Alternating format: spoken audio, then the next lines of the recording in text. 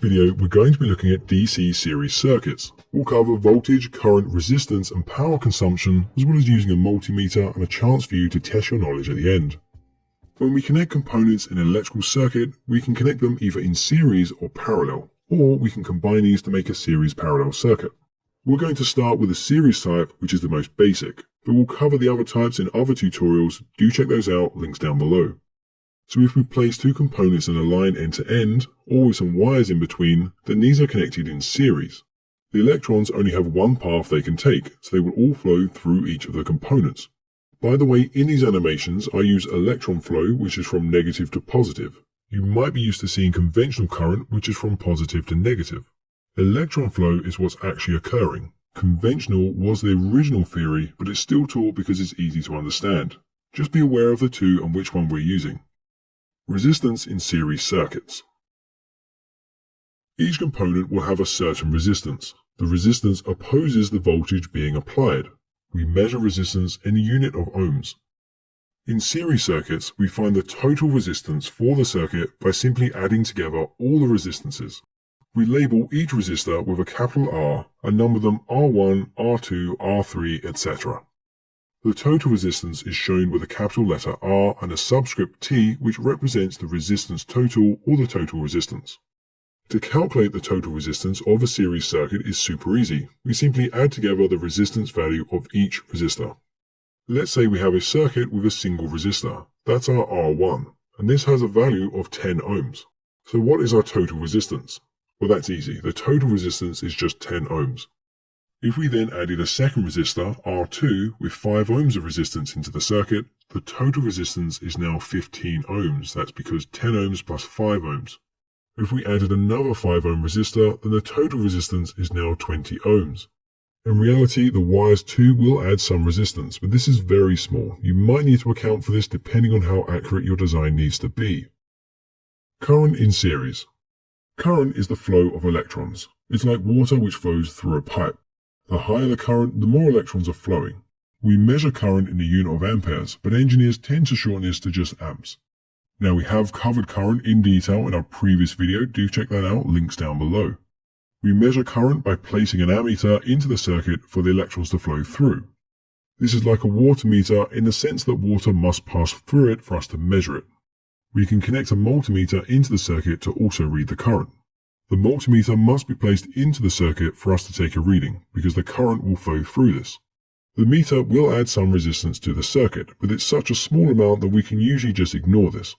If you don't have a multimeter yet, then I highly recommend you get one. They are essential for troubleshooting and also building your understanding. I'll leave some links down below for which one to get and from where. We can calculate the total current of the circuit by dividing the voltage by the resistance. So if we connect a 10 ohm resistor to a 9 volt battery, 9 volts divided by 10 ohms gives us 0.9 amps.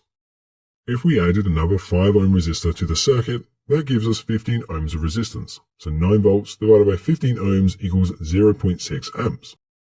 And if we added another 5 ohm resistor, that gives us 20 ohms of resistance. So 9 volts divided by 20 ohms equals 0.45 amps. So we can see that as we add more resistance to the circuit, the current reduces, so less electrons are flowing, and that means we can do less work. We can visualize that by connecting an LED with a resistor into a circuit. The higher the resistance, the dimmer the LED will be. We can also use resistors to protect components in the circuit. If I use a 100 ohm resistor with a 9 volt battery, the current will be around 0.09 amps or 90 milliamps, and that will be too much that will blow the LED. If I use a 450 ohm resistor, the current will be around 0.02 amps or 20 milliamps.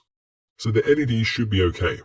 If I use a 900 ohm resistor, the current will be 0.01 amp or 10 milliamp, and the LED will be very dim then. In a series circuit, the current is the same throughout the entire circuit. That's very important, so do remember that. If we place the meter here or here, we will get the same reading. That's because there is only one path for the electrons to flow, and they will all move together in the same direction, so the current must be the same. It doesn't matter where we measure or where we place the resistor. Even if we swap the order of the resistors, the current will be the same anywhere in a series circuit. Voltage in series. Remember, voltage is the pushing force of electrons. It's like pressure in a pipe. The higher the pressure, the more water can flow. The higher the voltage, the more electrons can flow. We can see that by varying the voltage to a lamp as illustrated here. The lamp increases in brightness as the voltage increases. When we measure voltage, we're measuring the difference or potential difference between 2 points. If we read across a 1.5 volt battery, we get a reading of 1.5 volts. But if we try to measure the same side, we wouldn't read any voltage. We can only measure the difference between 2 points. If we place a 9 volt battery into the circuit, we apply 9 volts to the circuit. We can increase this by wiring the batteries in series. So if we place 2 9 volt batteries in a circuit in series, then we get 18 volts. 3 9 volt batteries will give us 27 volts. Let's take a 9 volt battery and add an R1 resistor of 10 ohms to the circuit.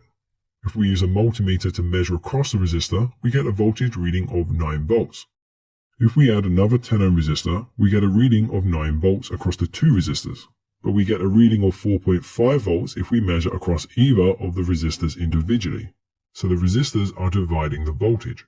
If we replace the R2 resistor with a 5 ohm resistor, the total voltage would again be 9 volts, and that's what we see if we measure across the 2 resistors. But if we measure across the 10 ohm resistor, we see a voltage of 6 volts, and if we measure across the 5 ohm resistor, we see 3 volts. We'll look at why that is just shortly. If we added another resistor, R3, with 5 ohms into the circuit, we again get a total voltage drop of 9 volts across the 3 resistors. Across the R1 10 ohm resistor, we read 4.5 volts.